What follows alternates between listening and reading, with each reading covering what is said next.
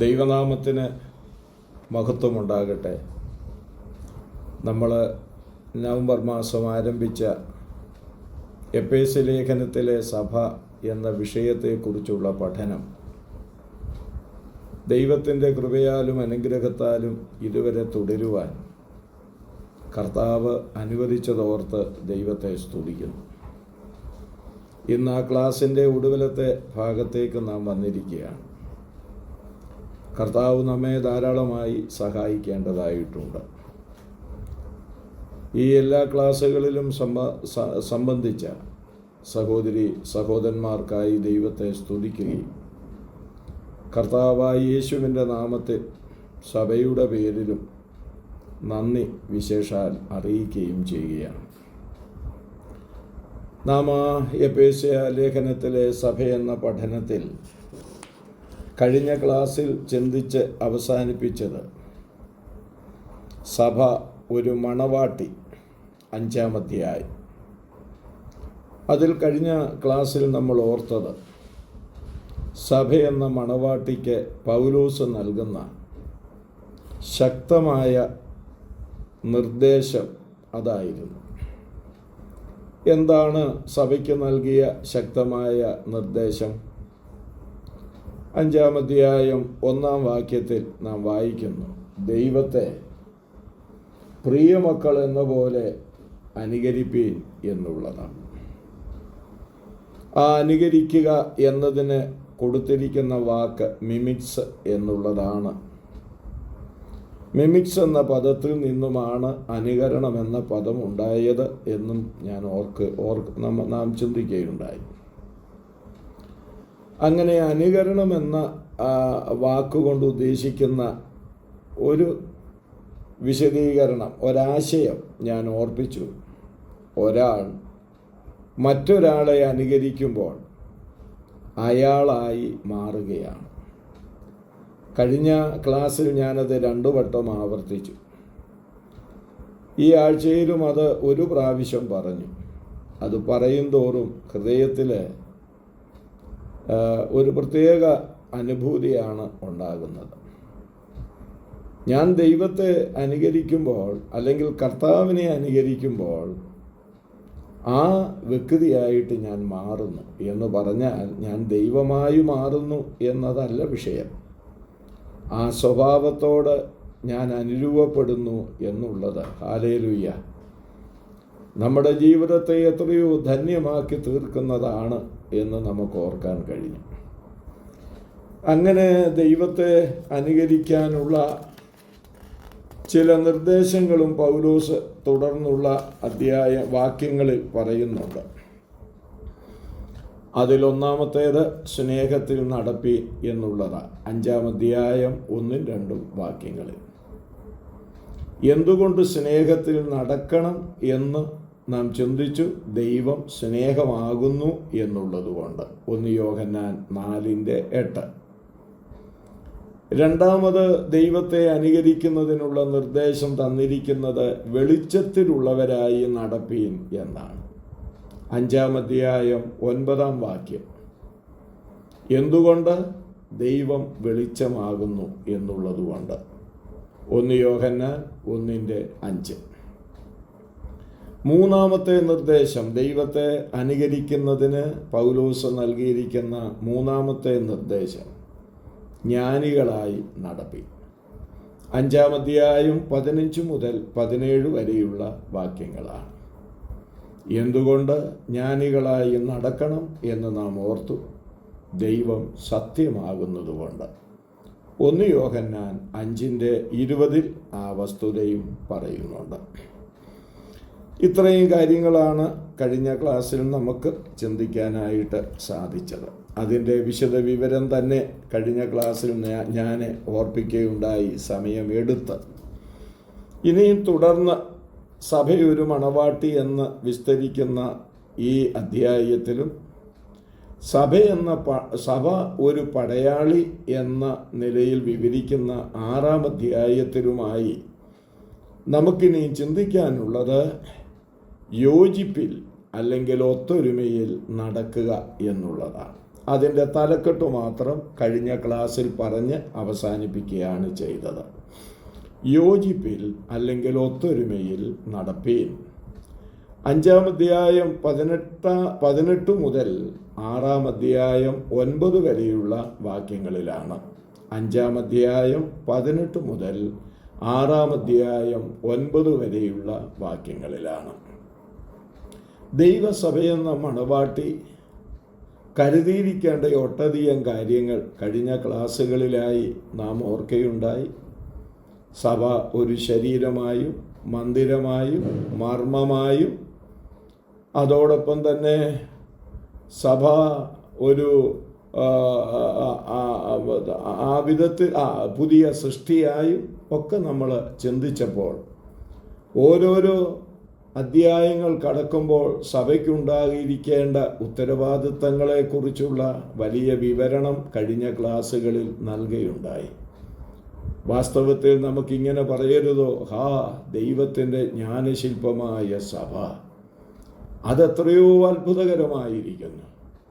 അതിലാകുക എന്നുള്ളത് ദൈവം നമുക്ക് നൽകിയ ഏറ്റവും വലിയ ഭാഗ്യമാണ്. ആ ദൈവകൃപയെ ഓർത്ത് നമുക്ക് ദൈവത്തിന് സ്തോത്രം ചെയ്യാം. ഇവിടെ സഭ ഒത്തൊരുമയിൽ നടക്കണം, യോജിപ്പിൽ നടക്കണം. ഒത്തൊരുമയിൽ നടക്കാനുള്ള വ്യവസ്ഥ അല്ലെങ്കിൽ അതിന് നമ്മെ സഹായിക്കുന്ന ഘടകമാണ് 18-ാം വാക്യത്തിൽ അദ്ദേഹം ഓർപ്പിക്കുന്നത്. 5:18 എന്താണ് 5:18 പറഞ്ഞിരിക്കുന്നത്? ആത്മാവ് നിറഞ്ഞവരായി എന്നാണ് പറഞ്ഞിരിക്കുന്നത്. അത് തുടങ്ങുന്നത് വീഞ്ഞു കുടിച്ചു മത്തരാകരുത്, അതിനാൽ ദുർനടപ്പുണ്ടാകുമല്ലോ, നിങ്ങൾ ആത്മാവ് നിറഞ്ഞവരായി എന്ന് പറയുന്നു. എന്താണ് ഇതിൻ്റെ അർത്ഥം? ഇവിടെ ഇദ്ദേഹം ഓർപ്പിക്കുന്നത്, പൗലോസ് ഓർപ്പിക്കുന്നത്, സഭ എന്ന മണവാട്ടി അല്ലെങ്കിൽ പടയാളി യോജിപ്പിൽ അർത്ഥാൽ ഒത്തൊരുമയിൽ നടക്കണമെന്ന് വരികിൽ അതിനാവശ്യമായ പ്രധാനപ്പെട്ട ഘടകം ആത്മാവ് നിറഞ്ഞവരായി ജീവിക്കുക എന്നുള്ളതാണ്. എന്താണ് ആത്മാവ് നിറഞ്ഞവരായി ജീവിക്കുക എന്ന് പറഞ്ഞാൽ ഉത്തരം വളരെ ലളിതമാണ്. ആത്മാവ് നിറഞ്ഞവരായി എന്ന് പറയുന്നതിന് മുൻപ് ഒരു മുന്നറിയിപ്പ് അവർക്ക് കൊടുക്കുന്നുണ്ട്. വീഞ്ഞു കുടിച്ചു മത്തരാകരുത്, അതിനാൽ ദുർനടപ്പുണ്ടാകുമല്ലോ. 18-ാം വാക്യത്തിൽ തന്നെ 2 കാര്യങ്ങളുടെ നിറവിനെ കുറിച്ചാണ് പറഞ്ഞിരിക്കുന്നത്. 1 വീഞ്ഞ് നിറഞ്ഞവരാകുമ്പോൾ, 2 ആത്മാവ് നിറഞ്ഞവരാകുമ്പോൾ. വീഞ്ഞു നിറഞ്ഞവരാകുമ്പോൾ സംഭവിക്കുന്നത്, അവനെ നിയന്ത്രിക്കുന്നത് വീഞ്ഞാകും, അതിൻ്റെ ഫലം ദുർനടപ്പാണ്. ആത്മാവ് നിറഞ്ഞവരാകുമ്പോൾ അവനെ നിയന്ത്രിക്കുന്നത് ആത്മാവാണ്, അതിൻ്റെ ഫലം യോജിപ്പാണ്, ഒത്തൊരുമയാണ്. നോക്കൂ, എത്ര അനുഗ്രഹിക്കപ്പെട്ട പാഠമാണ് അപ്പോസ്തലൻ നമ്മെ പഠിപ്പിക്കുന്നത്. അതുകൊണ്ട് ആത്മാവ് നിറഞ്ഞവരാകുക. ബൈബിളിൽ ഇങ്ങനെ നിറഞ്ഞവരായി എന്ന് പലതിനെ കുറിച്ച് പറയുന്നുണ്ട്. അതൊക്കെ എടുത്ത് പഠിക്കുന്നത് നല്ലതാണ്, നമുക്കതിനിപ്പം നേരമില്ല.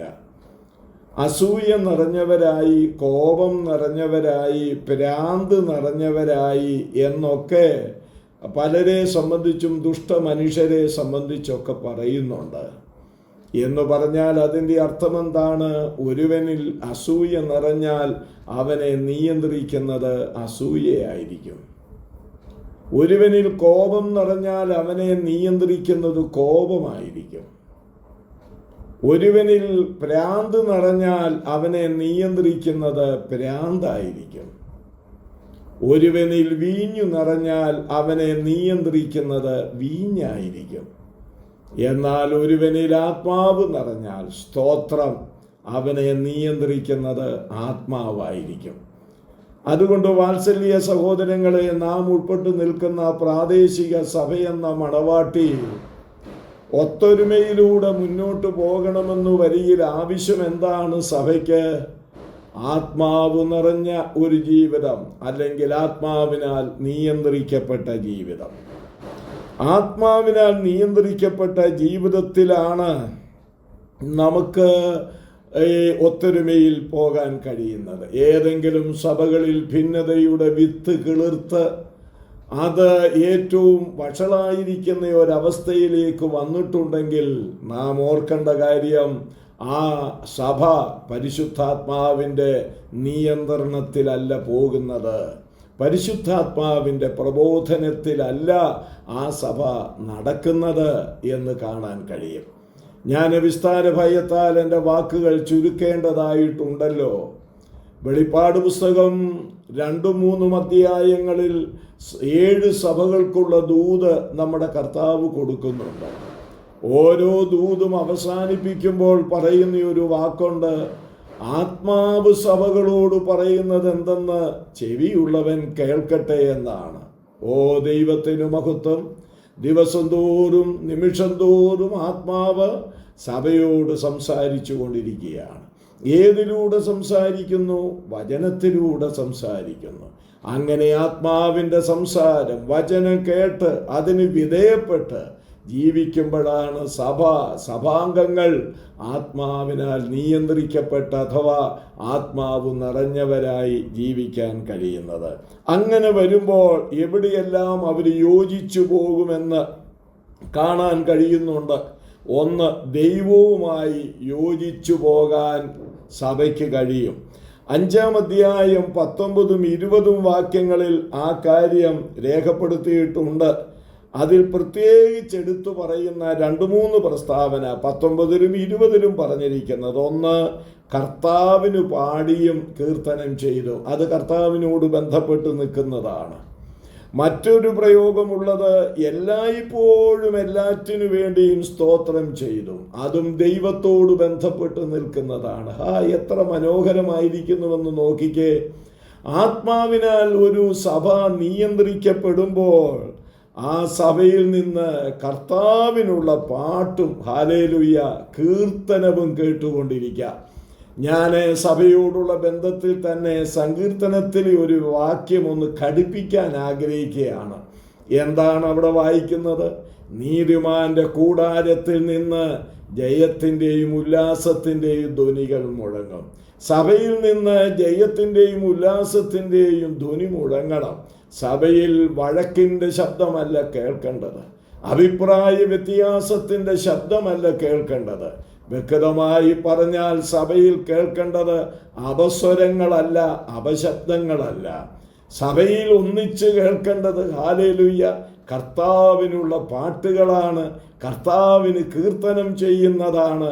അത് സാധിക്കണമെന്ന് വരികിൽ സഭ ആത്മാവ് നിറഞ്ഞവരായി പോകണം. അങ്ങനെ വന്നാൽ സഭയ്ക്ക്, മണവാട്ടിക്ക് ദൈവത്തോട് വലിയ ബന്ധമുണ്ടായിരിക്കും. തന്നെയല്ല, സഭ സ്തോത്രം ചെയ്തുകൊണ്ടിരിക്കണം. എന്തിനു വേണ്ടി? എല്ലായ്പ്പോഴും എല്ലാറ്റിനു വേണ്ടിയും. 2 കാര്യം നാം അവിടെ കാണുന്നുണ്ട്. സഭ സ്തോത്രം ചെയ്തുകൊണ്ടിരിക്കണം. അത് ദൈവത്തോടുള്ള വലിയ ബന്ധത്തെയാണ് കാണിക്കുന്നത്. എപ്പോഴൊക്കെ? എപ്പോഴും സ്തോത്രം ചെയ്യണമെന്ന. സഭ സ്തോത്രം ചെയ്യാത്ത ഒരവസരം ഇല്ല. സഭാംഗങ്ങൾക്ക് സ്തോത്രം ചെയ്യാനില്ലാത്ത ഒരവസരമില്ല. എപ്പോഴും സ്തോത്രം ചെയ്തുകൊണ്ടിരിക്കുക. ചോദിക്കട്ടെ, ദൈവം ചെയ്യുന്ന ഓരോ നന്മകൾക്കും സ്തോത്രം ചെയ്താൽ അതല്ലേ ഹൃദയത്തിൽ ഇങ്ങനെ നിറഞ്ഞു കവിയുന്നത്?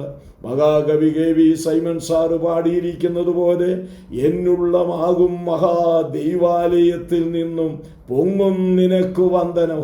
എന്തൊരു പാട്ടാണതൊക്കെ! അതുമായിട്ട് നമ്മുടെ ഹൃദയം ചേർത്ത് വയ്ക്കുമ്പോഴാണ് അതിൻ്റെ സന്തോഷം നമുക്ക് അനുഭവിക്കാൻ കഴിയുന്നത്.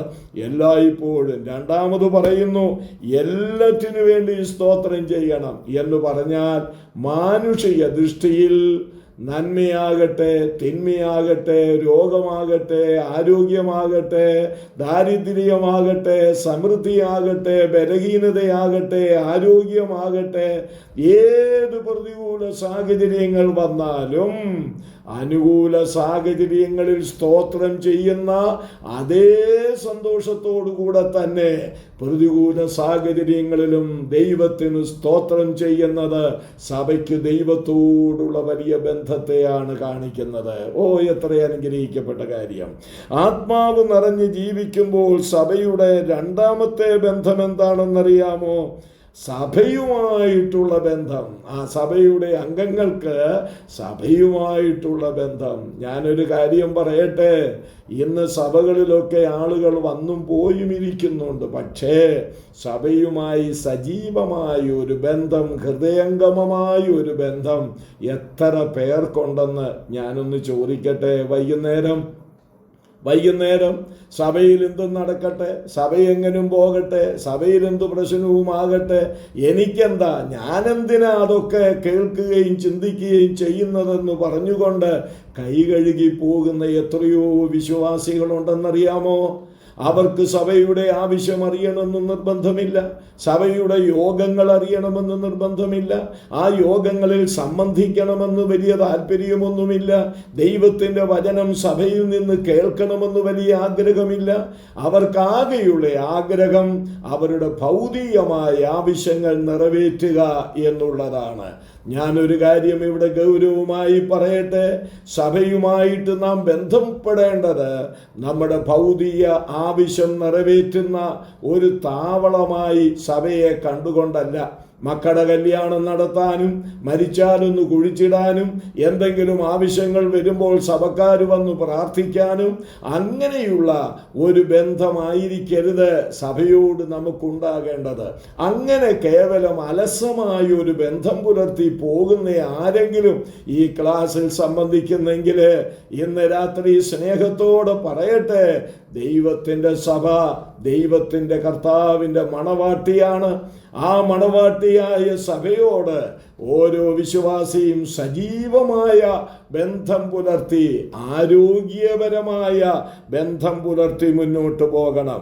ആ സഭയുമായിട്ടുള്ള ബന്ധത്തെ ഓർപ്പിക്കുന്ന രണ്ട് കാര്യങ്ങൾ 19ഉം 21ഉം വാക്യങ്ങളിൽ നമുക്ക് കാണാൻ കഴിയുന്നുണ്ട്. 5-ാം അധ്യായത്തിൻ്റെ ആ രണ്ട് പ്രയോഗങ്ങൾ ഞാനൊന്ന് പറഞ്ഞു കേൾപ്പിക്കാം. 19ഉം 21ഉം വാക്യങ്ങളിൽ. ഒന്ന്, തമ്മിൽ സംസാരിച്ചും. രണ്ടാമത്, അന്യോന്യം കീഴ്പ്പെട്ടും. നോക്ക്, സഭയൊരു ആത്മീയ അന്തരീക്ഷത്തിൽ ജീവിക്കണമെങ്കിൽ ഇതുപോലെ. ഇത് തമ്മിൽ കണ്ടാൽ സംസാരിക്കാത്ത ആളുകളുണ്ട്. സഭാഹാളിൽ ചെന്നാൽ അടുത്തടുത്തുള്ള കസേരകളിൽ ശരീരം മുട്ടിയാണ് ഇരിക്കുന്നതെങ്കിൽ തന്നെയും അവരുടെ ഹൃദയങ്ങളുടെ അകലം അളക്കാവുന്നതിനേക്കാൾ അപ്പുറമായിരിക്കും. അയ്യോ, അതെത്ര ദുഃഖകരമാണ്! എന്നാൽ തമ്മിൽ സംസാരിക്കുക, തമ്മിൽ മിണ്ടാത്ത വിശ്വാസികളുണ്ട്. അതൊക്കെ ഞാൻ വിവരിപ്പാൻ ആഗ്രഹിക്കുന്നില്ല. തമ്മിൽ കണ്ടാൽ മിണ്ടുകയില്ല, ഒരു കൂട്ടായ്മയിലാണ്, ഒരപ്പത്തിൻ്റെ അംശികൾ എന്നൊക്കെയാ പറയുന്നത്. ഞാൻ ഓർക്കാറുണ്ട്, എങ്ങനെ ഇങ്ങനെ മിണ്ടാതിരിക്കാൻ കഴിയും? എങ്ങനെ ഇങ്ങനെ ഹൃദയം അകന്നിരുന്നു കൊണ്ട് കർത്താവിനെ ആരാധിപ്പാൻ കഴിയും? അത് കർത്താവിന് പ്രസാദകരമായിരിക്കുമോ? ഞാൻ വിവരിക്കുന്നില്ല. അതുകൊണ്ട് തമ്മിൽ ഹൃദയംഗമമായി സംസാരിച്ചു കൊണ്ടുള്ള ഒരു ബന്ധം നമുക്കുണ്ടാകണം. രണ്ടാമത്, അന്യോന്യ കീഴ്പ്പെട്ടിരിക്കണം. അത് നമ്മുടെ ഈഗോ അനുവദിക്കുകയല്ല. പലരും ചിന്തിക്കുന്നതന്നെ, ഞാൻ എന്തിനാ കീഴ്പ്പെട്ടിരിക്കുന്നത്?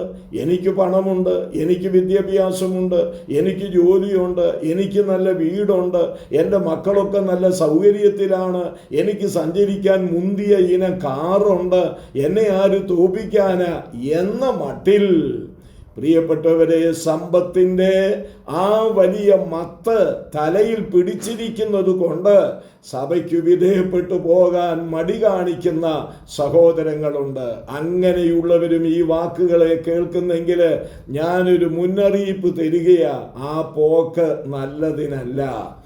ചാണ്ടപ്പുള്ള ഫിലിപ്പ് എത്ര വലിയ പ്രസംഗകനാണെങ്കിലും, എത്ര വലിയ വേദപരിചയമുള്ളവനാണെങ്കിലും, അവൻ ഉൾപ്പെട്ടു നിൽക്കുന്ന സഭയ്ക്ക് വിധേയപ്പെടാതെ പോകുന്ന ഒരവസ്ഥയാണ് ഉള്ളതെങ്കിൽ അവൻ്റെ ശുശ്രൂഷ ആർക്കാ വേണ്ടത്?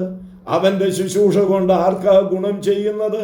അതുകൊണ്ട് ഞാൻ വ്യക്തമായി പറയട്ടെ, പണമുണ്ടാകട്ടെ, പണമില്ലാതിരിക്കട്ടെ, വിദ്യാഭ്യാസം ഉണ്ടാകട്ടെ, ഇല്ലാതിരിക്കട്ടെ, നല്ല വീടുണ്ടാകട്ടെ, ഇല്ലാതിരിക്കട്ടെ, സമ്പത്തുണ്ടാകട്ടെ, ഇല്ലാതിരിക്കട്ടെ, ഏത് സാഹചര്യത്തിലൂടെ പോയാലും ദൈവത്തിൻ്റെ മണവാട്ടിയായ സഭയുടെ അംഗമാണോ നിങ്ങൾ? ആ സഭയ്ക്ക് കീഴ്പ്പെട്ടു പോകണം, അന്യോന്യം കീഴ്പ്പെട്ടു പോകണം. കർത്താവ് സഹായിക്കട്ടെ. ഇനിയും ആത്മാവ് നിറഞ്ഞുള്ള ജീവിതത്തിലെ മൂന്നാമത്തെ യോജിപ്പ് അല്ലെങ്കിൽ ഒത്തൊരുമ എവിടെ വേണം? കുടുംബാംഗങ്ങളുമായി വേണം. നാം ഈ 5-ാം അധ്യായത്തിൻ്റെ 22 മുതൽ 6-ാം അധ്യായത്തിൻ്റെ 4 വരെയുള്ള വാക്യങ്ങൾ വായിക്കുമ്പോഴറിയാം. 5-ന്റെ 22 മുതൽ 6-ന്റെ 4 വരെ അവിടെ കുടുംബാംഗങ്ങളുമായി ഒത്തൊരുമയിൽ പോകുന്നതിനെ സംബന്ധിച്ചുള്ള ആലോചനയാണ് നമുക്ക് നൽകുന്നത്. എന്താണ്? ഞാൻ വേഗത്തിൽ പറഞ്ഞു പോകുന്നു. ഇതൊക്കെ നമ്മൾ ഈ വിവാഹ ശുശ്രൂഷകളിലൊക്കെ നിരന്തരമായി കേൾക്കുന്നതായതുകൊണ്ട് ഞാൻ വിവരിക്കുന്നില്ല. നമുക്ക് വന്നിരിക്കുന്ന കുഴപ്പം എന്നാന്ന് ചോദിച്ചാൽ, ഇതൊന്നും അറിയാത്തത് കൊണ്ടല്ല ഈ കുടുംബത്തിൽ കടന്ന് വഴക്കുണ്ടാക്കുന്നത്. ഇതെല്ലാം നമ്മൾ അറിഞ്ഞുകൊണ്ടാണ് ഈ വഴക്കുണ്ടാക്കുന്നത്. അതുകൊണ്ട് വളരെ പ്രാർത്ഥനയോടുകൂടെ കേട്ടാട്ടെ. 5-ന്റെ 22 മുതൽ 6-ന്റെ 4 വരെ കുടുംബത്തിൽ എവിടെയെല്ലാം ഏതെല്ലാം തലങ്ങളിലാണ് ആ ഒത്തൊരുമ വേണ്ടത് എന്ന് കാണുന്നു. ഒന്നാമത്, ഭാര്യാഭർത്താക്കന്മാർ തമ്മിൽ ആ ഒത്തൊരുമ വേണം. 5-ാം അധ്യായം 22 മുതൽ 32 വരെയുള്ള വാക്യങ്ങൾ ഞാൻ ഓർപ്പിച്ചതുപോലെ നിരന്തരമായി നാം അത് സംബന്ധിച്ച് കേൾക്കുന്നവരാ. എങ്കിലും ഞാൻ ഓർപ്പിക്കട്ടെ, ഭാര്യാഭർത്താക്കന്മാർ തമ്മിൽ ഒരു ഒത്തൊരുമയിൽ പോകുന്നില്ലെങ്കിൽ ആ കുടുംബം എങ്ങനെ മുന്നോട്ട് പോകും? നമ്മുടെ കർത്താവ് ഒരിക്കല് യഹൂദന്മാരോട് ചോദിച്ചില്ലേ, ഒരു രാജ്യം അതിൽ തന്നെ ഛിദ്രിച്ചാൽ അതെങ്ങനെ നിലനിൽക്കും?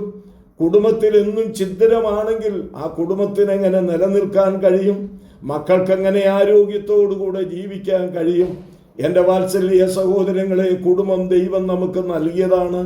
ദൈവം സ്ഥാപിച്ചിട്ടുള്ള 2 സ്ഥാപനങ്ങളാണ് പ്രധാനമായി കുടുംബവും സഭയും. ഇത് പരസ്പര പൂരകങ്ങളാണ്. ഇവിടെ രണ്ടിടത്തും ഒത്തൊരുമയിൽ പോകാതെ ഛിദ്രമാണെങ്കിൽ ഇത് രണ്ടും നിലനിൽക്കാൻ വളരെ പ്രയാസമായിരിക്കും. അതുകൊണ്ട് ഓർപ്പിക്കട്ടെ, ഭാര്യാഭർത്താക്കന്മാർ തമ്മിൽ ആരോഗ്യപരമായ ഒരു ഒത്തൊരുമയുണ്ടായിരിക്കണം. ഞാനവിടെ ഒരു വാക്കുകൂടെ പറയാനായി ആഗ്രഹിക്കുന്നു. ഭാര്യാഭർത്താക്കന്മാരുടെ ജീവിതം വളരെ സുതാര്യമായിരിക്കണം, ട്രാൻസ്പെരൻ്റ് ആയിരിക്കണം. 101-ാം സങ്കീർത്തനം 2-ാം വാക്യത്തിൽ പറയുന്നുണ്ട്, ഞാൻ എൻ്റെ വീട്ടിൽ നിഷ്കളങ്ക ഹൃദയത്തോടെ പെരുമാറും. ഹല്ലേലൂയ, ദൈവത്തിനു സ്തോത്രം. ആ വചനം നമ്മുടെ മനസ്സിൽ കോറിയിട്ട് സൂക്ഷിപ്പാൻ ഇടവരട്ടെ. ട്രാൻസ്പെരൻ്റ് ആയിരിക്കണം, സുതാര്യമായിരിക്കണം. പരസ്പരം മറച്ചു വയ്ക്കാനുള്ള ഒരു രഹസ്യവും ഭാര്യാഭർത്തൃ ബന്ധത്തിലുണ്ടാകരുത്. അതൊത്തൊരുമയെ തകർത്ത് കളയുമെന്നുള്ള വിഷയം ഞാനും നിങ്ങളും ഓർത്തിരിക്കേണ്ടത് വളരെ ആവശ്യമാണ്. ഭാര്യാഭർത്താക്കന്മാർ, സമയം നമുക്ക് വളരെ പരിമിതമാണെങ്കിലും എൻ്റെ അനുഭവത്തിൽ ഉണ്ടായ ഒരു കാര്യം പറയാൻ ആഗ്രഹമുണ്ട്. കൃത്യമായി പറയാൻ കഴിയുകയില്ലെങ്കിലും 1990-ന്റെ ഏതോ ഒരു വർഷമാണ് ഞാൻ മധ്യ തിരുവിതാംകൂറിൽ ഒരു സ്ഥലത്ത് ഒരൈക്യ കൺവെൻഷനെ സംബന്ധിച്ച് പ്രസംഗിക്കാൻ പോയി. പല സഭകൾ ചേർന്ന്, വേർപെട്ട സഭകൾ ചേർന്ന് നടത്തുന്ന കൺവെൻഷനാണ്. ആ പ്രസംഗമൊക്കെ കഴിഞ്ഞ് ആ കൺവെൻഷന് ചുമതല കൊടുക്കുന്ന ഒരു ചെറുപ്പക്കാരൻ്റെ ഭവനത്തിലാണ് എനിക്ക് ഭക്ഷണം. അന്ന് ഞാൻ ഹൈ റേഞ്ചിൽ താമസിക്കുന്ന സമയമാണ്. യോഗം കഴിഞ്ഞ് തിരുവല്ലയിലെത്തി, ബസ്സിൽ കയറി കോട്ടയത്തെത്തി. കോട്ടയത്ത് നിന്ന് എനിക്ക് അന്നത്തെ സമയത്ത് 12-ന് 1 മണിക്കൊക്കെ കട്ടപ്പന ബസ്സുണ്ടായിരുന്നു. അപ്പോൾ ഞാൻ വളരെ വേഗത്തിൽ ആ ചെറുപ്പക്കാരനോട് പറഞ്ഞു, ആഹാരം കഴിഞ്ഞ് എന്നെ പെട്ടെന്ന് കൊണ്ടുവന്ന് തിരുവല്ലയിൽ ഒന്ന് വിടണമെന്ന് പറഞ്ഞു. അങ്ങനെ ആ ചെറുപ്പക്കാരൻ്റെ വീട്ടിൽ ഭക്ഷണം കഴിക്കാൻ ചെന്നു. ആ ചെറുപ്പക്കാരൻ്റെ പിതാവ് ഞാൻ കയറുന്ന ആ സിറ്റൗട്ടിൽ ഇരിപ്പുണ്ടായിരുന്നു. അദ്ദേഹം എഴുന്നേറ്റ് എനിക്ക് കൈ തന്നു. ഞങ്ങൾ അവിടെ ഇരുന്ന് വർത്തമാനം പറഞ്ഞപ്പോൾ ഭക്ഷണത്തിനായിട്ട് ഈ ചെറുപ്പക്കാരൻ്റെ അമ്മ വിളിച്ചു. അങ്ങനെ ഞങ്ങൾ അകത്തോട്ട് കൈ കഴുകി ചെല്ലുന്നു. അപ്പോൾ എൻ്റെ വിചാരം ഈ വീട്ടുകാരൻ കൂടെ എൻ്റെ പിറകെ വരുന്നുണ്ടെന്നാണ് വിചാരിച്ചത്. പക്ഷേ അദ്ദേഹം വന്നില്ല. അപ്പോഴേ എനിക്ക് മനസ്സിലായി എന്തോ ഒരു സ്പെല്ലിംഗ് മിസ്റ്റേക്ക് ഉണ്ട്. ഞാൻ ആഹാരമൊക്കെ ഒന്ന് കഴിച്ചേച്ച് വേഗത്തിൽ ആ ചെറുപ്പക്കാരൻ്റെ ബൈക്കിൽ കയറി തിരുവല്ലായ്ക്ക് പോകുന്ന വഴി ഇന്നെന്ന വണ്ണം ഞാൻ ദുഃഖത്തോട് ഓർക്കുന്ന കാര്യമാണ്. ഞാൻ ചോദിച്ചു, മോനെ വീട്ടിലെന്താ പ്രശ്നം? പപ്പായും അമ്മയും തമ്മിൽ എന്തോ ഒരു പ്രയാസമുള്ളതുപോലെ എനിക്ക് അനുഭവപ്പെട്ടല്ലോ എന്ന് പറഞ്ഞു. അപ്പോൾ അവൻ വളരെ ദുഃഖത്തോടെ എന്നോട് പറഞ്ഞത് ഇങ്ങനെയാ, അങ്കളെ എൻ്റെ പപ്പായും അമ്മയും സംസാരിച്ചിട്ട് 15 വർഷമായെന്ന് പറഞ്ഞു. ഞാൻ ഞെട്ടിപ്പോയി. ഇതാണോ വിശ്വാസിയുടെ കുടുംബജീവിതം? എൻ്റെ വാത്സല്യ സഹോദരങ്ങളെ, നമുക്ക് ചിലപ്പോൾ അഭിപ്രായ വ്യത്യാസമുണ്ടായി എന്ന് വരാം. എന്നാൽ അതെല്ലാം സൂര്യൻ അസ്തമിക്കുന്നതിന് മുൻപ് പറഞ്ഞവസാനിച്ച് നല്ല നിരപ്പ് പ്രാപിച്ച് കർത്താവിനെ സ്തുതിച്ചുകൊണ്ട് അന്തിയുറങ്ങുന്നത് ഒരാരോഗ്യമുള്ള കുടുംബത്തിൻ്റെ ലക്ഷണമാണ്. ദൈവം സഹായിക്കട്ടെ. രണ്ടാമത്, കുടുംബാംഗങ്ങൾ തമ്മിലുള്ള ഒത്തൊരുമ എന്ന് പറയുന്നത് മാതാപിതാക്കൾ മക്കൾ തമ്മിലുള്ള ഒത്തൊരുമയാണ്. 6-ാം അധ്യായം 1 മുതൽ 4 വരെയുള്ള വാക്യങ്ങളിലുണ്ട്. അതൊക്കെ വിവരിപ്പാൻ ഞാൻ ആഗ്രഹിക്കുന്നില്ല. നിങ്ങൾക്കറിയാം, മാതാപിതാക്കളും മക്കളും, പലയിടത്തും മാതാപിതാക്കളും മക്കളും എന്നുള്ള ബന്ധം അന്യം നിന്ന് പോയിരിക്കുകയാണ്. എന്നാൽ ഞാനൊരു വസ്തുത പറയാം. മക്കളെ സംബന്ധിച്ച് ചില അപ്പന്മാര് പറയുന്നത് ഇങ്ങനെയാണ്, ഞങ്ങൾ കൂട്ടുകാരാണെന്ന് പറയും. ഒരിക്കൽ ഒരിടത്ത് ചെന്നപ്പോൾ ഒരു സഹോദരൻ മോനെ ഇങ്ങനെ തോളയിൽ കൈയിട്ടിട്ട് പറഞ്ഞു, ഞങ്ങൾ രണ്ടുപേരും ഫ്രണ്ട്സാന്ന് പറഞ്ഞു. ഞാൻ പറഞ്ഞു, ഞങ്ങളുടെ വീട്ടിൽ ഞങ്ങൾ രണ്ടുപേരും അപ്പനും മോനുമാന്ന് പറഞ്ഞു. എന്നിട്ട് ഇങ്ങനെയും കൂടെ ഞാൻ ചേർത്തു, ഞങ്ങൾ ഫ്രണ്ട്സ് അല്ല, ഞങ്ങൾ ഫ്രണ്ട്ലി ഇടപെടുന്നവരാണെന്ന് പറഞ്ഞു. രണ്ടും വ്യത്യാസമുണ്ട്. മനസ്സിലായില്ലേ? ഫ്രണ്ടും ഫ്രണ്ട്ലിയും രണ്ടും വ്യത്യാസമുണ്ട്. കുടുംബത്തിൽ മാതാപിതാക്കളും മക്കളും ഫ്രണ്ട്ലി ആയിരിക്കണം, എന്നാൽ ഫ്രണ്ട് ആകരുത്. ഫ്രണ്ടായാൽ മക്കൾ ചിലപ്പം തലേ കയറിയാൽ പിന്നെ ഇറങ്ങിപ്പോകാൻ ബുദ്ധിമുട്ട് വരും. അതുകൊണ്ട് അപ്പനാണ്, അമ്മയാണ്, മക്കളാണ്. അപ്പോൾ തന്നെ ഫ്രണ്ട്ലിയുള്ള ഇടപാടുകൾ, കുഞ്ഞുങ്ങളോടുള്ള നമ്മുടെ ബന്ധം വളരെ വലുതായിരിക്കണം. മക്കളെന്നുള്ള വലിയ ബന്ധം, അതുപോലെ മക്കൾക്ക് മാതാപിതാക്കളോടുമുള്ള ബന്ധം, അതൊക്കെ ഒത്തിരി വിവരിക്കേണ്ടതാണ്. ഞാൻ അതിലേക്കൊന്നും കടക്കാൻ ആഗ്രഹിക്കുന്നില്ല. അതുകൊണ്ട് ഈ കുടുംബാംഗങ്ങളുമായി അഥവാ ഭാര്യ ഭർത്താക്കന്മാർ തമ്മിൽ, മാതാപിതാക്കൾ മക്കൾ തമ്മിലുള്ള ബന്ധം, ഒത്തൊരുമ എങ്ങനെയുണ്ടെന്ന് പരസ്പരം നമുക്കൊന്ന് പരിശോധിപ്പാൻ ദൈവം നമുക്ക് കൃപ നൽകട്ടെ. നാലാമത് ഒത്തൊരുമ വരേണ്ട തലമെന്ന് പറയുന്നത് ഔദ്യോഗിക തലത്തിലാണ്. അത് 6-ാം അധ്യായം 5 മുതൽ 9 വരെയുള്ള വാക്യങ്ങളിൽ രേഖപ്പെടുത്തിയിട്ടുണ്ട്. 6-ാം അധ്യായത്തിൻ്റെ 5 മുതൽ 9 വരെയുള്ള വാക്യങ്ങളിൽ അത് പറഞ്ഞിട്ടുണ്ട്. ഔദ്യോഗിക തലത്തിൽ ആ ഒത്തൊരുമയുണ്ടായിരിക്കണം. അവിടെ ദാസന്മാരും യജമാനന്മാരും എന്നുള്ളത് ഇങ്ങനെ ആവർത്തിച്ചു വരുന്നുണ്ട്. നിങ്ങൾ ആ ഭാഗമൊക്കെ തുറന്നു വെച്ചുകൊണ്ട് വേണം നോട്ട് എഴുതാനും കേൾക്കാനും. അപ്പോൾ വളരെ വേഗത്തിൽ നിങ്ങൾക്കത് മനസ്സിലാക്കാനായിട്ട് കഴിയും. അപ്പോൾ ഈ ആത്മാവ് നിറയുന്നതിൻ്റെ ഫലത്തിൽ ഒത്തൊരുമ വരേണ്ട 4-ാമത്തെ തലമെന്ന് പറയുന്നത് നമ്മുടെ ഔദ്യോഗിക തലമാണ്. യജമാനന്മാരും ദാസന്മാരും തമ്മിലുള്ള ഒത്തൊരുമ.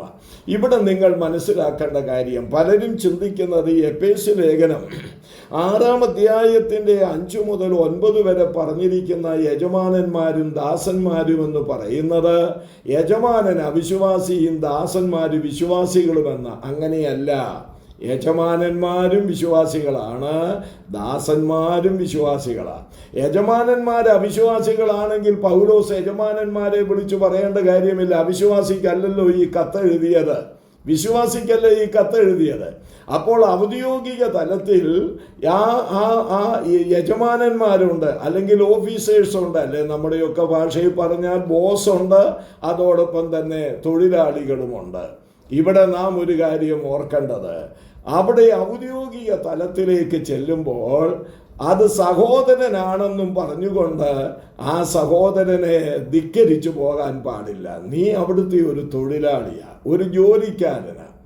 ഞാൻ പറയട്ടെ, എനിക്കതിനെ സംബന്ധിച്ച ചില കാര്യങ്ങൾ ചിലരുടെ അറിവുകേടിൽ നിന്ന് പറയാനുണ്ട്. ചിലരുടെ, ഞാൻ ഈ വിദേശത്ത് ഗൾഫിലൊക്കെ പോയിരുന്ന സമയങ്ങളിലൊക്കെ ഞാൻ ശ്രദ്ധിച്ചിട്ടുണ്ട്, വലിയ സ്ഥാനത്ത് ഇരിക്കുന്ന സഹോദരന്മാരുണ്ട്. അതോടൊപ്പം തന്നെ അദ്ദേഹത്തിൻ്റെ കീഴിൽ പ്രവർത്തിക്കുന്ന സഹോദരന്മാരുണ്ട്. ഇവർ രണ്ടുപേരും ഒരു സഭയിൽ തന്നെയാണ്. ഞായറാഴ്ച ഇവരൊരപ്പമാണ് നുറുക്കി തിന്നുന്നത്.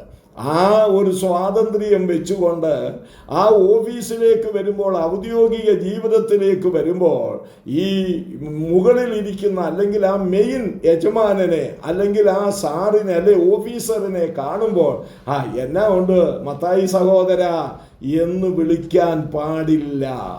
മത്തായി സഹോദര എന്ന് വിളിക്കുന്നത് ഓഫീസിൽ നിന്ന് ഇറങ്ങിയിട്ട് വേണം വിളിക്കാൻ. ഓഫീസിൽ ഇരിക്കുന്നിടത്തോളം കാലം അവൻ നിന്റെ യജമാനനാണെന്നുള്ള വസ്തുത മറന്നു പോകാൻ പാടില്ല. എനിക്കറിയാൻ വയ്യ, നമ്മുടെ ആളുകൾ ഒരു വിവരവുമില്ലാതെ പ്രവർത്തിക്കുന്ന രീതി കാണാറുണ്ട്. അവർ പറയുന്നത് എന്നാന്നറിയാമോ? നമ്മൾ ക്രിസ്തുവിലൊന്ന്, എടവേ ക്രിസ്തുവിലൊന്ന്. അത് സഭയിൽ ചെല്ലുമ്പോഴാന്നേ, അല്ലാതെ ഈ ഓഫീസിൽ വരുമ്പോൾ ക്രിസ്തുവിലൊന്നല്ല. അങ്ങനെങ്കിൽ അവിടെ പണിയുന്നവരെല്ലാവരും ക്രിസ്തുവിലൊന്നെന്ന് പറയേണ്ടി വരികയല്ലേ? അപ്പോൾ നിന്റെ മുകളിലുള്ള യജമാനനെ നീ ബഹുമാനിക്കണം, നീ ആദരിക്കണം എന്നും അതോടൊപ്പം തന്നെ ഈ യജമാനൻ ഒരു കാര്യം ഓർക്കണം, ഇവൻ സഹോദരനാണ്, അത് സഭയിൽ വരുമ്പോഴേ ഉള്ളൂ. അതുകൊണ്ട് ഇവനെ ഇപ്പം ഇവിടെ ഇട്ടുകൊണ്ട് ഞെരുക്കാവുന്നിടത്തോളം ഞെരുക്കാം എന്നും വിചാരിക്കരുത്. മനസ്സിലായില്ലേ? ഇതെല്ലാം യജമാനന്മാർ വിചാരിക്കേണ്ടത് എൻ്റെ മീതെ ഒരു യജമാനനുണ്ട് എന്നുള്ള ബോധത്തോടുകൂടെ വേണം ഈ ദാസന്മാരോട് പെരുമാറേണ്ടത്. ദാസന്മാരെന്ത് ചെയ്യണം? എനിക്ക് ഈ യജമാനന് മീതെ ഒരു യജമാനനുണ്ട്. ആ യജമാനനാണ് എന്നെ ഈ തൊഴിൽ രംഗത്ത് ആക്കിയിരിക്കുന്നത്. അതുകൊണ്ട് ദൈവത്തിന് വിധേയപ്പെടുന്നത് പോലെ ഞാൻ ഈ യജമാനനും വിധേയപ്പെടേണ്ടതാണ് എന്ന് വിശേഷാൽ ഓർത്തുകൊള്ളണം. അങ്ങനെ ഒരു കാഴ്ചപ്പാടിൽ വേണം മുന്നോട്ട് പോകാൻ. ഞാൻ അധികം പറഞ്ഞു മുന്നോട്ട് കൊണ്ടുപോകുന്നില്ല. ആകയാൽ ഔദ്യോഗിക തലത്തിൽ ദാസന്മാരായ സഹോദരന്മാരും യജമാനന്മാരായ സഹോദരന്മാരും ദൈവത്തിന് പ്രസാദകരമായ വിധത്തിൽ ഒത്തൊരുമിച്ച് പോകേണ്ടത് വളരെ ആവശ്യമാണ്. അങ്ങനെ നമ്മൾ 5-ാം അധ്യായവും 6-ന്റെ 9 അവസാനിപ്പിച്ചിരിക്കുകയാണ്. മനസ്സിലായല്ലോ? ഇനി നമ്മൾ ഏറ്റവും ഒടുവിലത്തെ ഭാഗത്ത് ചിലരൊക്കെ എന്നോട് ചോദിച്ചു, ഫോൺ ചെയ്ത് ചോദിച്ചു, 6 വരെ പോകുമോ എന്ന് ചോദിച്ചു. ഞാൻ പറഞ്ഞു, നിശ്ചയമായും 6 വരെ പോകും. 6 കടക്കുകയില്ല, കാര്യം വെള്ളമാണ് എന്ന് പറഞ്ഞു. 6 വരെ പോകും. 6-ാം അധ്യായം വരെ പോകുമെന്ന് ഞാൻ ഉറപ്പ് നൽകി. ഇപ്പം 6-ാം അധ്യായം തീരാൻ പോകുക. ജയോത്സവമായി നടപ്പീൻ എന്നുള്ളതാണ്. 6-ാം അധ്യായം 10 മുതൽ 24 വരെയുള്ള വാക്യങ്ങളാണ്. 6-10 മുതൽ 24 വരെ ഉള്ള വാക്യങ്ങളാണ് ജയോത്സവമായി നടപ്പീൻ. ഈ ജയോത്സവമായി അല്ലെങ്കിൽ ജയം അത് ഏതിൻ്റെ ഫലമാണെന്നറിയാമോ? ഒത്തൊരുമയുടെ ഫലമാണ്. സ്തോത്രം. ദൈവത്തോടുള്ള ഒത്തൊരുമ, സഭയോടുള്ള ഒത്തൊരുമ, അതുപോലെ കുടുംബാംഗങ്ങളോടുള്ള ഒത്തൊരുമ, കൂടാതെ നമ്മുടെ ഔദ്യോഗിക തലത്തിലുള്ള ഒത്തൊരുമ. ആ ഒത്തൊരുമ നമ്മളെ എങ്ങോട്ട് നടത്തും? ജയത്തിലേക്ക് നടത്തും. സ്തോത്രം. വിജയത്തിലേക്ക് നടത്തും. അതുകൊണ്ട് വാത്സല്യ സഹോദരങ്ങളെ, ഇതാ 2023 വിട്ടുപോകാൻ പോവുകയല്ലേ അല്ലേ? ഇനി ചില ദിവസങ്ങളൊന്നും പറയാനില്ല, ഇല്ലേ? വളരെ ചെറിയ ദിവസങ്ങളെ നമ്മുടെ മുൻപിലുള്ളൂ. ദൈവം 1 വർഷം മുഴുവനും നമ്മളെ പരിപാലിച്ചില്ലേ? ഏതിൻ്റെ അടിസ്ഥാനത്തിലാ? 22-ൽ എടുത്ത തീരുമാനം മുഴുവൻ അനുസരിച്ചതിൻ്റെ അടിസ്ഥാനത്തിലാണോ? അല്ല. നമ്മൾ ഇന്നും ജീവിക്കുന്നതിൻ്റെ കാരണം എന്നാണെന്നറിയാമോ? 22-ന്റെ ഒടുവിൽ എടുത്ത തീരുമാനം ഒരെണ്ണം അനുസരിക്കാഞ്ഞതുകൊണ്ടാണ് നമ്മൾ ഇതുവരെ ജീവിക്കുന്നത്. എന്ന് പറഞ്ഞാൽ ദൈവത്തിൻ്റെ വിശ്വസ്തത, ദൈവം തൻ്റെ വിശ്വസ്തതയിൽ മാറ്റം വരുത്തുന്നവനല്ല. അതുകൊണ്ട് നമ്മൾ ജീവിച്ചു. 23 തീരുന്നു, 24-ലേക്ക് നമ്മൾ കടക്കാൻ പോവുകയാണ്. നമുക്ക് വിജയം വേണ്ടേ? എന്നും തോൽവി മതിയോ?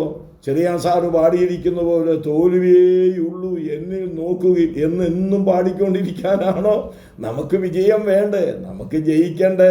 ഓ സ്തോത്രം! നമ്മെ ജയിപ്പിക്കാൻ ഒരാൾ ജയിച്ചവനായി നമ്മുടെ കൂട്ടത്തിൽ ഇല്ലേ? അതാരാ? നമ്മുടെ കർത്താവായ യേശു ക്രിസ്തു.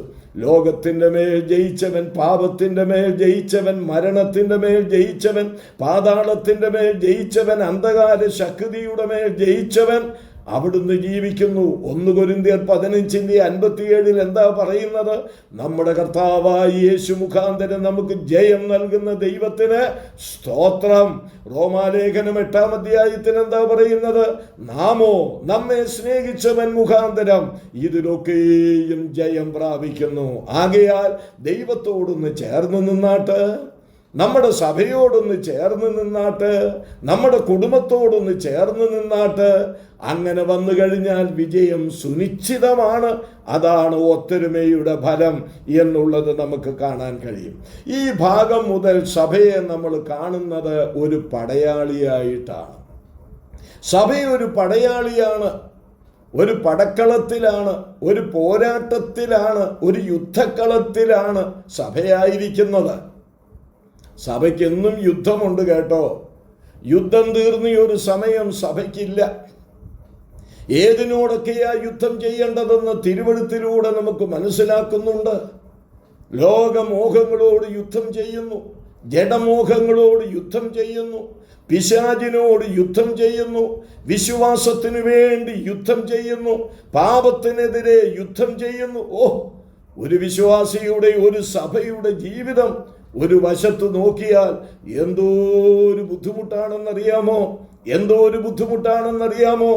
ഈ പോരാട്ടത്തിൽ, ഈ പോർക്കളത്തിൽ പോരാടി സഭ ജയിക്കണം. സഭയൊരു പടയാളിയ. പിശാചിന്റെ മുൻപിൽ തോറ്റോടുവാൻ പാടുള്ളതല്ല. പിശാചിനെ ജയിച്ചവൻ നമ്മോടുകൂടെയുള്ളപ്പോൾ പിശാചിന്റെ മുൻപിൽ തോറ്റോടുവാൻ സഭയ്ക്ക് പാടില്ല എന്നുള്ളത് വിശേഷാൽ നാം ഓർക്കണം. അങ്ങനെ സഭയൊരു പടയാളിയായിരിക്കുകയും ഈ പോരാട്ടത്തിൽ വിജയിക്കുകയും ചെയ്യണമെങ്കിൽ എന്താണ് അതിനാവശ്യം? വിജയത്തിനാവശ്യം 6:10 നാം വായിക്കുന്നുണ്ട്. എന്താണ് 6:10 പറയുന്നത്? കർത്താവിലും അവിടുത്തെ അമിത ബലത്തിലും ശക്തിപ്പെടണമെന്നുള്ളതാ. സ്തോത്രം! ഇവിടെയും ഞാൻ കൊണ്ടുവരിക, ആത്മാവ് നിറഞ്ഞ് ദൈവത്തോടുള്ള ആ ഒത്തൊരുമയിൽ ജീവിക്കുമ്പോൾ കർത്താവിൻ്റെ ശക്തി നമുക്ക് അനുഭവിക്കാൻ കഴിയുക. ഇത് കർത്താവിൻ്റെ ശക്തിയാണ് കേട്ടോ. പൗലോസ് എന്താ പറയുന്നത്? പൗലോസ് ജീവിച്ചതുപോലെ പോരാട്ടത്തിൽ ആരാ ജീവിച്ചത്? ഒടുവിൽ ആ വലിയ മനുഷ്യൻ തൻ്റെ ജീവിതം അവസാനിക്കുന്ന സമയത്ത് എന്താ എഴുതിയത്? ഞാൻ നല്ലപോൽ പൊരുതു. സ്തോത്രം! ഒരു ഇച്ഛാഭംഗത്തിന്റെ വാക്കല്ല പുള്ളി പറയുന്നത്, ഒരു നിരാശയുടെ വാക്കല്ല അദ്ദേഹം പറയുന്നത്. അദ്ദേഹം വിജയത്തിന്റെ വാക്ക് വിളിച്ചു പറയുക, ഞാൻ നല്ലപോൽ പൊരുതി. എന്താ കാര്യം? ജയിച്ചവന്റെ കൂടെയാണ് ജീവിച്ചത്, ജയിച്ചവനുമായി ഒത്തൊരുമയോടുകൂടെയാണ് ജീവിച്ചത്. അതുകൊണ്ട് ആ ശക്തി അദ്ദേഹത്തിന് അനുഭവിക്കാൻ കഴിഞ്ഞു. അതാണ് ഫിലിപ്പി ലേഖനം 4-ാം അധ്യായത്തിൽ അദ്ദേഹം പറയുന്നുണ്ട്, എന്നെ ശക്തനാക്കുന്നവൻ മുഖാന്തരം ഞാൻ സകലത്തിലും മതിയാകുന്നു. 2 കൊരിന്ത്യർ 12:9 പരാജയപ്പെടാതിരിക്കാൻ കർത്താവ് അദ്ദേഹത്തോട് പറഞ്ഞതെന്താ? എൻ്റെ ശക്തി നിനക്കും, എൻ്റെ കൃപ നിനക്ക് മതി, എൻ്റെ ശക്തി ബലഹീനതയിൽ തികഞ്ഞു വരുന്നു. ഹല്ലേലൂയ! സ്തോത്രം! കർത്താവിൻ്റെ ബലത്തിൽ, കർത്താവിൻ്റെ ശക്തിയിൽ ആശ്രയിക്കുന്ന വ്യക്തിക്ക് ഈ പോരാട്ടത്തിൽ വിജയിച്ചു മുന്നോട്ട് പോകാൻ കഴിയുമെന്നുള്ള വലിയ പാഠം നമുക്ക് അവിടെ നിന്ന് ലഭിക്കുകയാണ്. കർത്താവ് ശക്തി നൽകുന്നു. അവിടുന്നാണ് നമുക്ക് ശക്തി നൽകുന്നത്. നിങ്ങൾക്കറിയാമോ? സങ്കീർത്തനം 18:32 അതുപോലെ 29 വാക്യങ്ങൾ ഒന്ന് വായിക്കുകയാണെങ്കിൽ അവിടെ സങ്കീർത്തനക്കാരൻ ദൈവശക്തിയുടെ സാധ്യതയെക്കുറിച്ച് പറയുന്നത് ഇങ്ങനെയാണ്. ഒന്നാമത് പറയുന്നത് ഇങ്ങനെയാ: അവൻ എന്നെ ശക്തി കൊണ്ട് അരമുറുക്കുകയും. ഈ അരമുറുക്കുക എന്ന് പറയുന്നത് ഒന്ന് രണ്ട് കാര്യങ്ങളെ വെളിപ്പെടുത്തുന്നു. ഒന്ന് ശുശ്രൂഷയെ വെളിപ്പെടുത്തുന്നു, മറ്റൊന്ന് പോരാട്ടത്തെ, യുദ്ധത്തെ വെളിപ്പെടുത്തുന്നു. എൻ്റെ വാത്സല്യ സഹോദരങ്ങളെ, നമ്മുടെ ശുശ്രൂഷകളൊക്കെ വിജയകരമായി മാറണമെങ്കിൽ, ഹല്ലേലൂയ, നമ്മുടെ ഈ യുദ്ധത്തിൽ നാം ജയിക്കണമെന്ന് വരികിൽ എന്ത് ചെയ്യണം? കർത്താവ് നമ്മെ ശക്തി കൊണ്ട് അരമുറുക്കണം. പിന്നെ വായിക്കുന്നത് എന്താണെന്നറിയാമോ? അങ്ങനെ ശക്തി കൊണ്ട് അരമുറുക്കി അനുഭവിക്കുമ്പോൾ ഈ മനുഷ്യന് നല്ല തൻ്റെ ഇടമായി, നല്ല പ്രാഗൽഭ്യമായി. അപ്പോൾ അദ്ദേഹം പറയുന്നത് എന്താണെന്നറിയാമോ? എൻ്റെ ദൈവത്താൽ ഞാൻ പടക്കൂട്ടത്തിന് നേരെ പാഞ്ഞു ചെല്ലും. എന്തൊരു വാക്കാ! നിങ്ങളൊന്ന് ചിന്തിച്ചേ. ശക്തി കൊണ്ട് അരമുറുക്കി കഴിഞ്ഞാൽ വലിയൊരു പ്രാഗൽഭ്യമാണ് ലഭിക്കുന്നത്. അപ്പോൾ അദ്ദേഹം പറയുകയാണ്, ഇനി എനിക്ക് കുഴപ്പമില്ല, എനിക്കിനിയിപ്പം ധൈര്യമായി. എൻ്റെ ദൈവത്താൽ ഞാൻ പടക്കൂട്ടത്തിന് നേരെ പാഞ്ഞു ചെല്ലും. അടുത്തത് പറയുന്നു, ഞാൻ മതിൽ ചാടി കടക്കും. ഞാൻ അവകാശമാക്കേണ്ടത് അവകാശമാക്കും. എൻ്റെ ശത്രുവിൻ്റെ നേരെ പാഞ്ഞു ചെല്ലും, അവരെ പരാജയപ്പെടുത്തും. എൻ്റെ അവകാശത്തെ ഞാൻ പിടിച്ചു വാങ്ങും. എങ്ങനെ? എന്നെ ശക്തി കൊണ്ട് അരമുറുക്കുമ്പോൾ. ആകയാൽ ഓർപ്പിക്കട്ടെ, നമ്മുടെ ശരീരത്തിൻ്റെ ശക്തി, ജഡത്തിൻ്റെ ശക്തി പോരിൻ്റെ ആയുധങ്ങളല്ല. പൗലോസ് എന്താ പറയുന്നത്? ഞങ്ങളുടെ ആയുധങ്ങൾ പോരിൻ്റെ ആയുധങ്ങൾ, ജഡത്തിൻ്റെ ആയുധങ്ങളല്ല, അത് ആത്മാവിൻ്റെ ആയുധങ്ങളാണ്. ദൈവത്തിന് മഹത്വം. അതുകൊണ്ട് ജയിക്കാൻ നമുക്ക് ശക്തിയുണ്ട്. രണ്ടാമത് നാം ഇത് സംബന്ധിച്ചറിയേണ്ട വേറെ ഒന്ന്, പോരാട്ടമുണ്ടെന്ന് തിരിച്ചറിയണം. ഒരു വിശ്വാസി അലസനായിട്ട് ജീവിക്കുന്നതിൻ്റെ കാരണം എന്താണെന്നറിയാമോ? അവൻ ഒരു പോർക്കളത്തിൽ ജീവിക്കുന്നു എന്നുള്ള ബോധമില്ലാത്തതാ. ആന്നു, നമ്മുടെ ഹൃദയത്തിലൂടെ ഒന്ന് കടന്നു പോകട്ടെ. ഇന്ന് അലസമായ ജീവിതമല്ലേ? രക്ഷിക്കപ്പെട്ടു, ഞാൻ സ്നാനപ്പെട്ടു, ഞാൻ അങ്ങനെ ചെയ്തു. ഈ രക്ഷയുടേതായ മൂല്യത്തിലാണോ നമ്മൾ ജീവിക്കുന്നത്? നാം പലയിടത്തും വായിക്കുന്നു, കർത്താവിന് യോഗ്യമാകും വണ്ണം നടന്ന്. അപ്പൊ രക്ഷയുടേതായ ഗൗരവത്തിൽ, അതിൻ്റെ മൂല്യത്തിൽ, അതിൻ്റെ വിലയുടെ അടിസ്ഥാനത്തിൽ, ആ രക്ഷയുടെ മഹത്വത്തിൽ ആണോ വിശ്വാസി ജീവിക്കുന്നത്? അല്ല എന്ന് വരുന്നതിൻ്റെ കാരണം എന്താന്ന് ചോദിച്ചാൽ, ഞാനൊരു പോരാട്ടത്തിലായിരിക്കുന്നു എന്നുള്ള അവബോധമില്ലാത്തത് കൊണ്ടാണ്. എൻ്റെ വാത്സല്യ സഹോദരങ്ങൾ മനസ്സിലാക്കണം, നമുക്ക് ഇവിടെ പോരാട്ടമുണ്ടെന്ന് നമ്മൾ തിരിച്ചറിയണം. അത് എത്ര ദിവസം കൊണ്ട് പോരാട്ടം? 365 ദിവസവും പോരാട്ടമുണ്ട്. എത്രാം വയസ്സ് വരെ പോരാട്ടമുണ്ട്? ഒരു 70 കഴിഞ്ഞാൽ പിന്നെ പോരാട്ടമില്ല. ആണോ? 70 കഴിഞ്ഞാൽ പോരാട്ടമുണ്ടോ? ഉണ്ട്. ഞാനിങ്ങനെ പറയാം, നിങ്ങൾ 106 വയസ്സ് വരെ ജീവിച്ചിട്ടാ മരിക്കുന്നതെങ്കിൽ, ആ മരിക്കുന്ന മിനിറ്റ് വരെ, ആ 106ന്റെ മരണത്തിന്റെ ആ നിമിഷം വരെ നിങ്ങൾക്കിവിടെ പോരാട്ടമുണ്ട്. ഞാൻ വളരെ വേഗത്തിൽ ഒരു ദൃഷ്ടാന്തം പറയാം. ഇസ്രായേൽ കനാനിലെത്തി. അവർക്ക് എത്ര നാൾ യുദ്ധമുണ്ടെന്നറിയാമോ? തിരുവെഴുത്ത് വായിച്ചാൽ മനസ്സിലാകും. 365 ദിവസവും അവർക്ക് യുദ്ധമുണ്ടായിരുന്നു. വിശ്വാസിയെ, ജീവിതം അലസമായി ജീവിക്കേണ്ടതല്ല. ക്രിസ്തീയ ജീവിതം ഈസിയായി കൊണ്ടുപോകേണ്ടതല്ല. ഒരു ഭക്തനായ മനുഷ്യൻ ഇങ്ങനെ പറഞ്ഞിട്ടുണ്ട്, ദൈവമകനാകാൻ എനിക്കൊരു ചെലവും വന്നില്ല, എന്നാൽ ദൈവമകനായി ജീവിക്കുവാൻ ഞാൻ ചെലവ് ചെയ്യണം. ആ വാക്ക് ഞാൻ ഒന്നുകൂടെ പറയാം. ദൈവമകനാകാൻ എനിക്കൊരു ചെലവും വന്നില്ല, ദൈവത്തിനാണ് ചെലവ് വന്നത്. എന്നാൽ ദൈവമകനായി ജീവിക്കുവാൻ ഞാൻ ചെലവ് ചെയ്യണം. ചെലവ് ചെയ്യുക എന്ന് പറഞ്ഞാൽ പണം ചെലവഴിക്കണമെന്നല്ലല്ലോ, നമ്മുടെ ജീവിതം ചെലവഴിക്കണം. അലസമായി ജീവിക്കരുത്. ഇവിടെ പോരാട്ടമുണ്ടെന്നുള്ള ബോധ്യത്തിൽ വേണം വിശ്വാസി മുന്നോട്ട് പോകേണ്ടത്. ഇനിയും അടുത്തതായിട്ട് ഞാൻ ഓർപ്പിക്കുന്നത്, ഈ പോരാട്ടത്തിൽ ശത്രുവിനെ തിരിച്ചറിയണം. ഈ പോരാട്ടത്തിൽ ശത്രുവിനെ തിരിച്ചറിയണം. ഞാൻ 2-3 കാര്യങ്ങളാണ് ഓർപ്പിച്ചത്. ഒന്നാമത്, നിങ്ങളുടെ ശ്രദ്ധയിലേക്ക് കൊണ്ടുവന്നത് വിജയത്തിന്, ഈ പോരാട്ടത്തിലെ വിജയത്തിന് ആവശ്യം കർത്താവിൻ്റെ ശക്തി. രണ്ടാമത് ഓർപ്പിച്ചത്, പോരാട്ടമുണ്ടെന്ന് തിരിച്ചറിഞ്ഞുകൊണ്ട് വേണം ജീവിക്കേണ്ടത്. മൂന്നാമത്, പോരാടേണ്ട ശത്രുവിനെ നമ്മൾ തിരിച്ചറിയണം. 12 മുതൽ 24 വരെയുള്ള വാക്യങ്ങളിൽ ആ കാര്യം പൗലോസ് ഓർപ്പിക്കുന്നുണ്ട്. അവിടെ പറയുന്നത് എന്താണ്?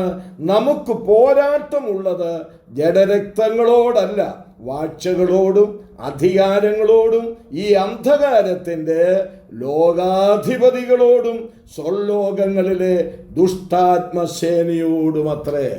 ഇത് വിശ്വാസികൾ പലരും മറന്നു പോകുന്നുണ്ട്. നമുക്കുള്ള ശത്രുവിനെ തിരിച്ചറിയാൻ കഴിയാതെ വരുന്നുണ്ട്. തിരിച്ചറിയാൻ കഴിയാതെ വരുന്നത് കൊണ്ട് എന്താ കുഴപ്പമെന്നറിയാമോ?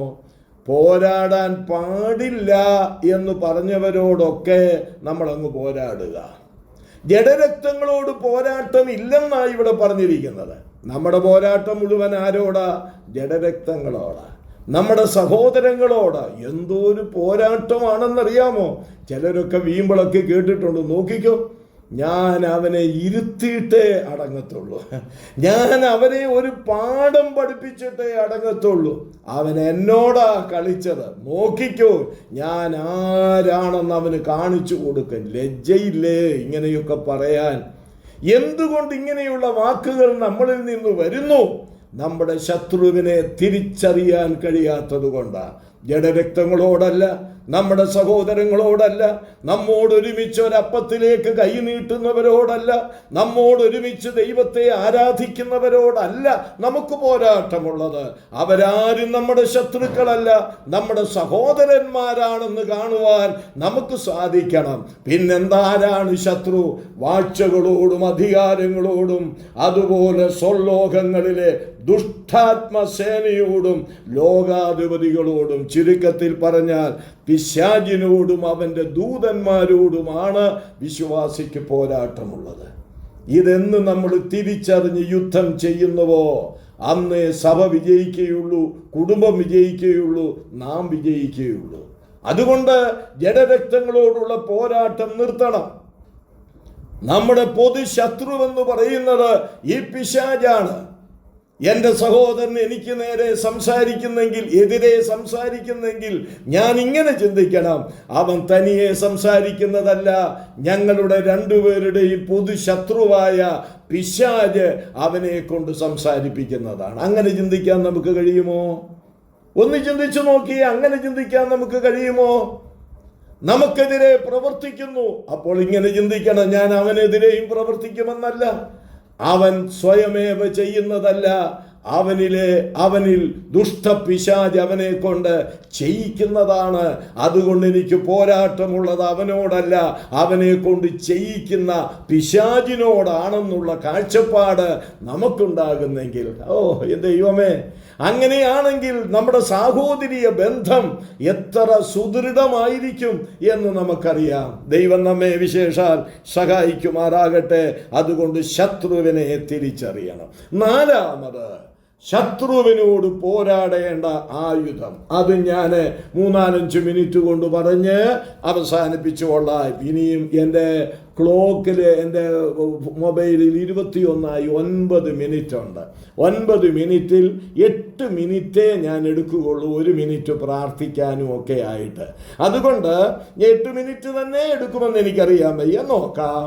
ഇവിടെ നാലാമത് നാം ചിന്തിക്കുന്നത് പോരാട്ടത്തിനാവശ്യമായ ആയുധം.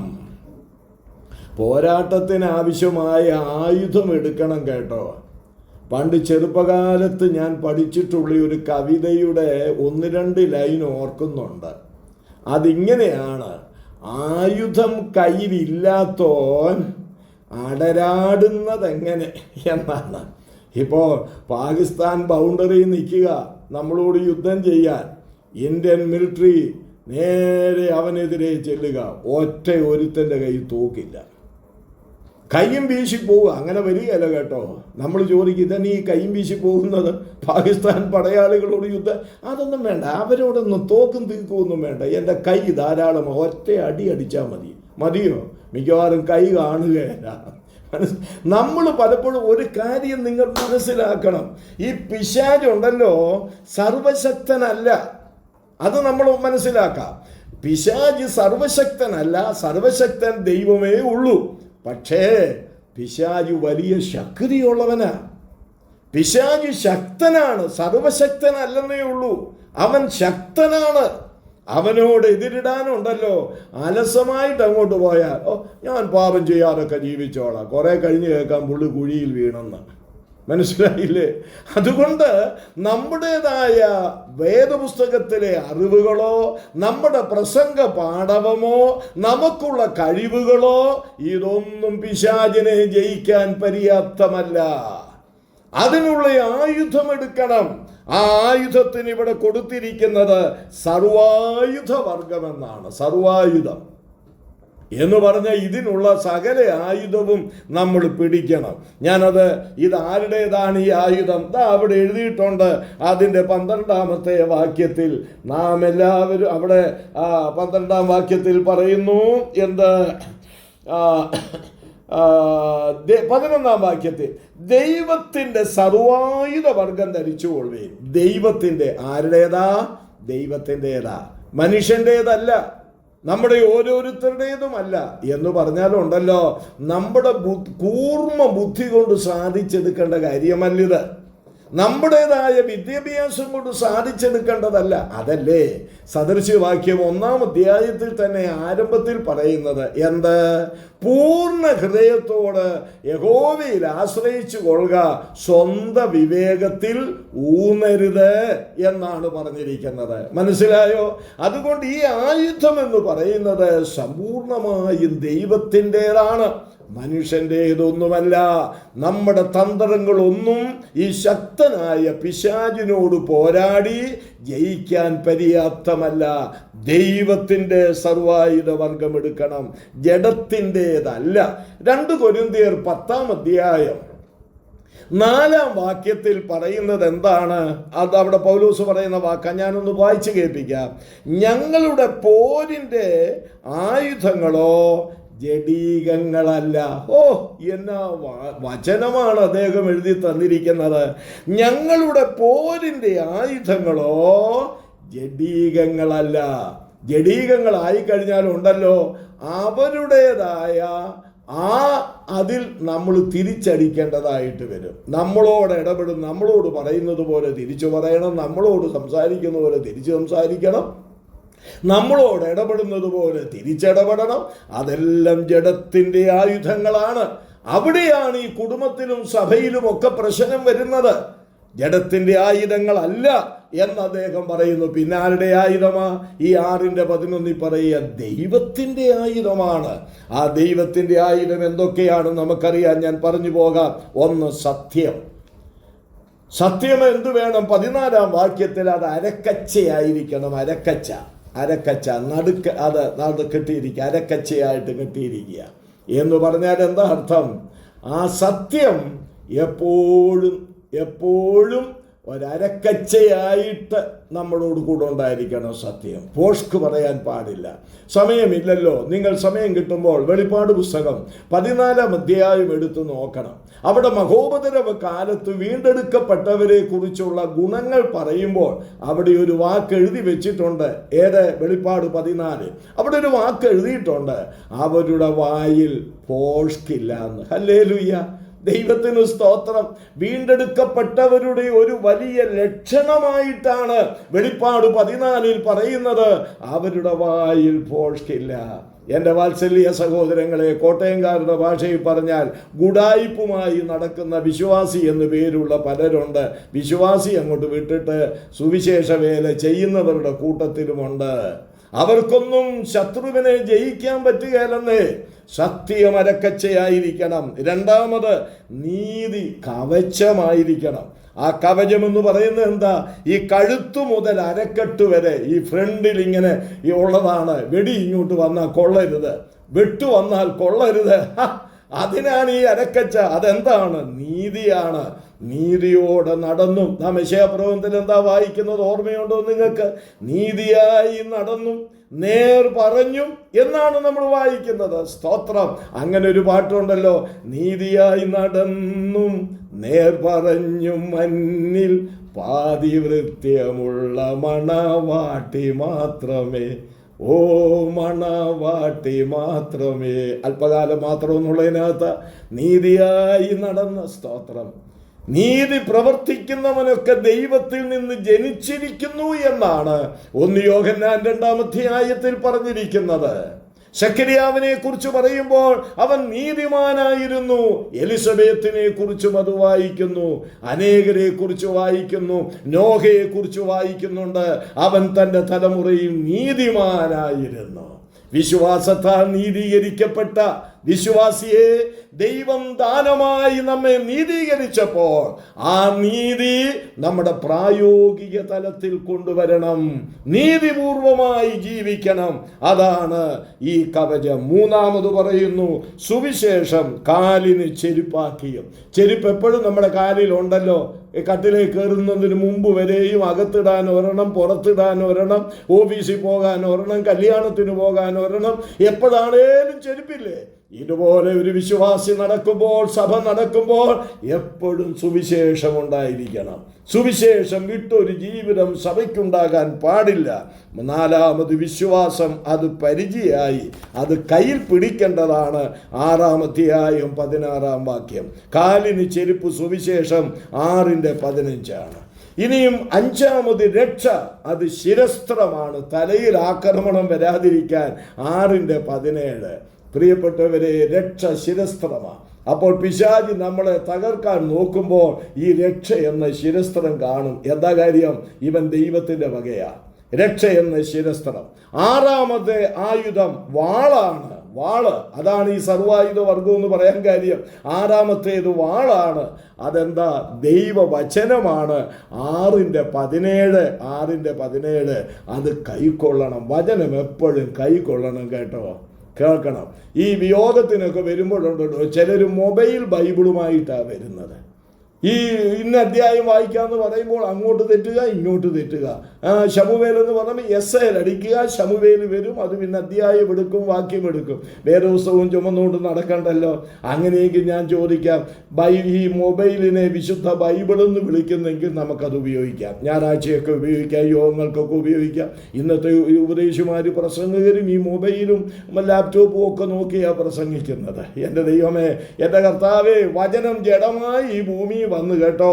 നസറേത്തിലെ പള്ളിയിൽ ചെന്നപ്പോൾ മൊത്തം ന്യായപ്രമാണം എൻ്റെ ഉള്ളിൽ ഇരിക്കുന്നുവെന്ന് കർത്താവിനെ കുറിച്ച് വായിക്കുന്നുണ്ട്. ആ ആള് എഴുന്നേറ്റ് നിന്നപ്പോൾ എന്താ വായിച്ചത്? പുസ്തകം തുറന്നു വായിച്ചെന്നാണ് എഴുതിയത്.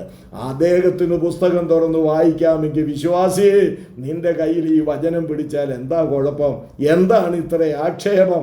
ആ വചനം നീ കൈക്കൊള്ളണം, ഹൃദയത്തിൽ കൈക്കൊള്ളണം. തെസ്സലോനിക്ക വിശ്വാസികളെ കുറിച്ച് പറയുമ്പോൾ അവർ പരിശുദ്ധാത്മാവിൻ്റെ സന്തോഷത്തോടെ കൈക്കൊണ്ടു. സ്തോത്രം. ഇനിയും 7-ാമതായിട്ട് ഇതിനെല്ലാം കൂടെ ഊർജം എന്നാണെന്നറിയാമോ? പ്രാർത്ഥനയാണ്. ആത്മാവിൽ പ്രാർത്ഥിച്ചു. 6:18 മുതൽ 20 വരെ നിർത്തുക ഞാനിവിടെ. വാത്സല്യ സഹോദരങ്ങളെ, ഈ പടയാളികളായ സഭാംഗങ്ങൾ അല്ലെങ്കിൽ ഈ പോരാട്ടത്തിൽ വിജയം വരിക്കാനുള്ള ഊർജം എന്ന് പറയുന്നത് നമ്മുടെ പ്രാർത്ഥനാ ജീവിതമാണ്. അങ്ങനെ ഒരു പ്രാർത്ഥനാ ജീവിതം നമ്മളിൽ ഉണ്ടായിരിക്കണം. ഇനി അത് തന്നെയല്ല, പ്രോത്സാഹനമുണ്ട്. പ്രോത്സാഹനം. 5, 6, 7, 8-ാമതായി പ്രോത്സാഹനം. എന്താണ് പ്രോത്സാഹനം? 6:21 മുതൽ 24 വരെയുള്ള വാക്യങ്ങൾ. അവിടെ ഒറ്റ വാക്കാണ് ഉപയോഗിക്കുന്നത്. ഒറ്റയ്ക്കല്ല, ഒന്നിച്ച് നിന്നാണ്. ആ ഭാഗം നിങ്ങൾ വായിച്ചാൽ അറിയാം. നമ്മൾ ഈ പോർക്കളത്തിൽ നിൽക്കുന്നത് ഒറ്റയ്ക്കല്ലെന്ന് മനസ്സിലാക്കണം. നമ്മൾ ഒന്നിച്ചാ നിൽക്കുന്നത്. അതെത്ര വലിയ പ്രോത്സാഹനമാണ്. ദൈവത്തിന് സ്തോത്രം. വാക്കുകൾ ഇവിടെ അവസാനിപ്പിക്കുകയാണ്. അതുകൊണ്ട് സഭ ഒരു ശരീരം, സഭ ഒരു മന്ദിരം, സഭ ഒരു മർമ്മം, സഭ ഒരു പുതിയ സൃഷ്ടി, സഭ ഒരു മണവാട്ടി, സഭ ഒരു പടയാളി. ആകയാൽ ദൈവത്തിൻ്റെ ജ്ഞാനശില്പം എത്ര മനോഹരമായിരിക്കുന്നു. അതിൽ നടക്കേണ്ടതുപോലെ നടക്കാൻ, വചനമനുസരിച്ച് നടക്കാൻ, വിജയശ്രീലാളിതരായിട്ട് നടക്കാൻ, ഒത്തൊരുമിച്ച് നടക്കാൻ, ജ്ഞാനത്തോടെ നടക്കാൻ, വിശുദ്ധിയോടെ നടക്കാൻ, പക്വതയോടെ നടക്കാൻ, വെളിച്ചത്തിലുള്ളവരായി നടക്കാൻ, സ്നേഹത്തിൽ നടക്കാൻ, ഐക്യത്തിൽ നടക്കാൻ ദൈവം നമുക്ക് വരും ദിവസങ്ങളിൽ ഇടവരുത്തട്ടെ എന്ന് പ്രാർത്ഥിച്ച് എൻ്റെ വാക്കുകൾ ഞാനിവിടെ അവസാനിപ്പിക്കുന്നു. കർത്താവ് നമ്മെ സഹായിക്കുമാറാകട്ടെ. ആമേൻ.